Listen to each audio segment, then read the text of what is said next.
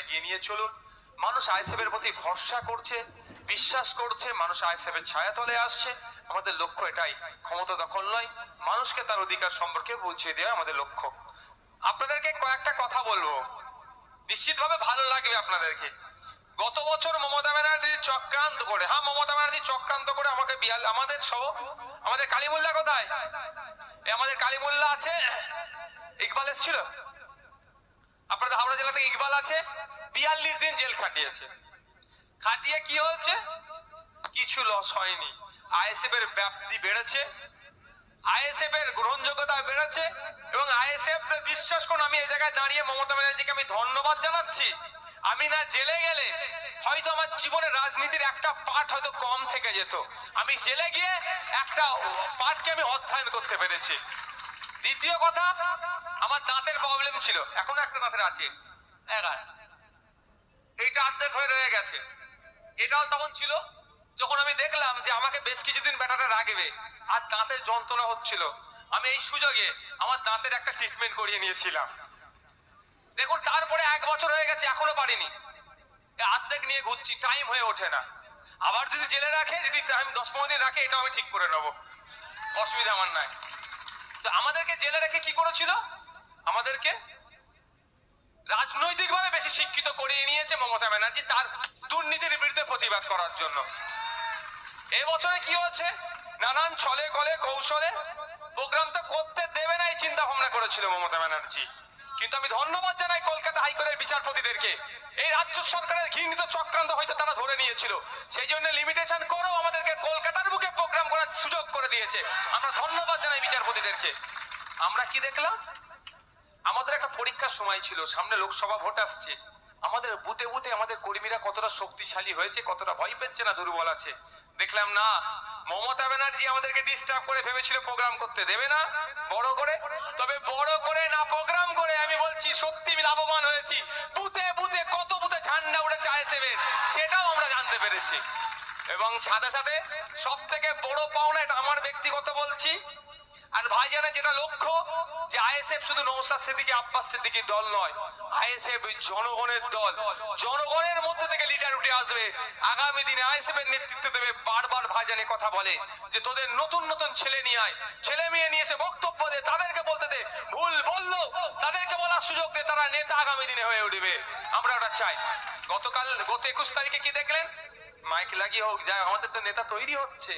এখানে যেতে আমাদের যিনি আমাদের সম্মানিয়া আপনার প্রধান মহাশয়া নতুন বলতে পারেনি, হবে আগামী দিনে। আমি যখন প্রথম মাইক ধরেছিলাম, দ্বিতীয়বার তখন তো কেঁপে, যে দ্বিতীয়বার মাইক ধরে আমি মাইকের লোকের সামনে বলেছি, দেখো ভাই আমি কাঁপছি, কিন্তু তোমরা খারাপ ভাবে নিও না। আর এখন এখন কি হচ্ছে? মাইক হয়তো ভয় পাচ্ছে, এবার ছেড়ে দেন, রে হাঁপিয়ে যাচ্ছে, এবার ছাড়ো। মাইকও বলছে হলো তো অনেকক্ষণ, এবার ছাড়ো। আর তখন মাইক কিভাবে ছাড়বো তাতে প্রস্তুত ছিলাম।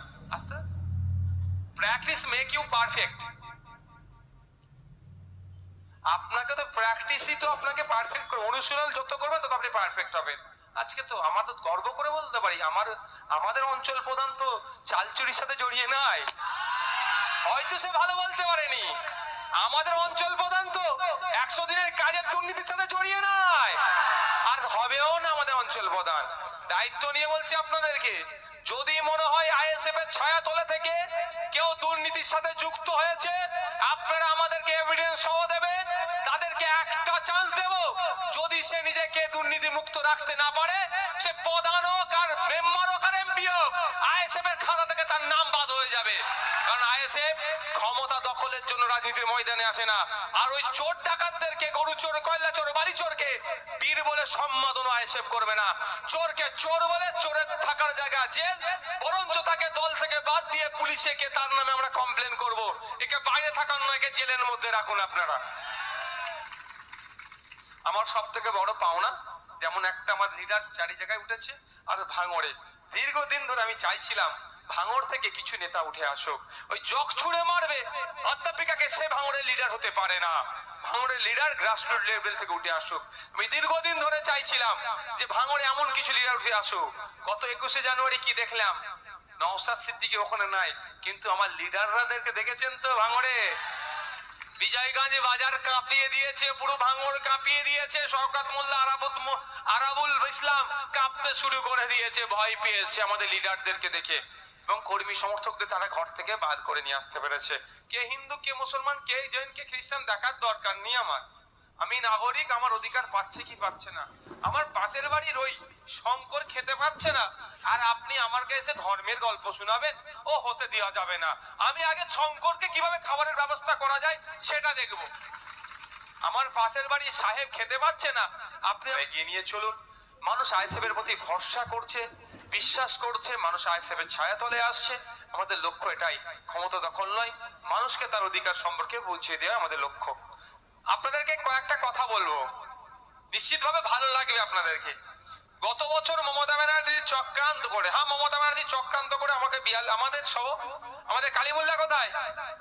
আমাদের কালীমুল্লা আছে, ইকবাল এসেছিল, আপনাদের হাওড়া জেলা থেকে ইকবাল আছে, 42 দিন জেল খাটিয়েছে।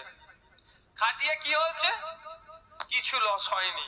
আইএসএফ এর ব্যাপ্তি বেড়েছে, আইএসএফ এর গ্রহণযোগ্যতা বেড়েছে, এবং আইএসএফ বিশ্বাস করুন, আমি এই জায়গায় দাঁড়িয়ে মমতা ব্যানার্জিকে আমি ধন্যবাদ জানাচ্ছি।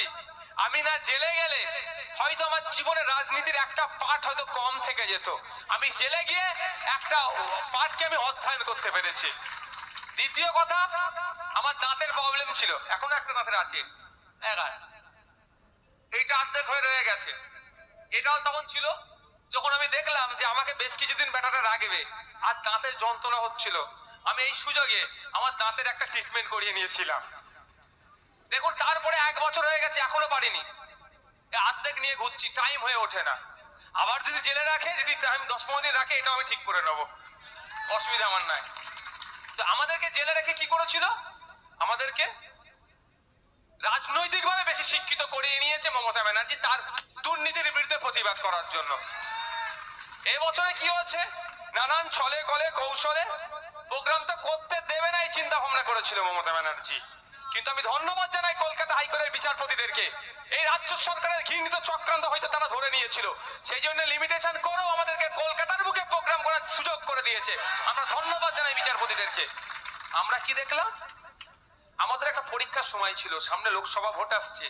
আমাদের বুথে বুথে আমাদের কর্মীরা কতটা শক্তিশালী হয়েছে, কতটা ভয় পেচ্ছে না দুর্বল আছে। দেখলাম না, মমতা ব্যানার্জি আমাদেরকে ডিস্টার্ব করে ভেবেছিল প্রোগ্রাম করতে দেবে না বড় করে। তবে বড় করে না, প্রোগ্রাম করে আমি বলছি সত্যি লাভবান হয়েছি। বুথে বুথে কত বুথে ঝান্ডা উঠেছে আইএসএফ এর, সেটাও আমরা জানতে পেরেছি। এবং সাথে সাথে সব থেকে বড় পাওনা, এটা আমার ব্যক্তিগত বলছি, আর ভাইজানের যেটা লক্ষ্য, যে আইএসএফ শুধু নওশাদ সিদ্দিকী আব্বাস সিদ্দিকীর দল নয়, আইএসএফ জনগণের দল।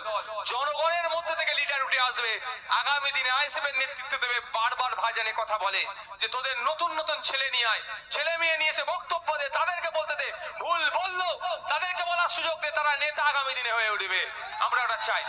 গত 21 তারিখে কি দেখলেন? মাইক লাগিয়ে হোক যায়, আমাদের তো নেতা তৈরি হচ্ছে। এখানে যেতে আমাদের যিনি আমাদের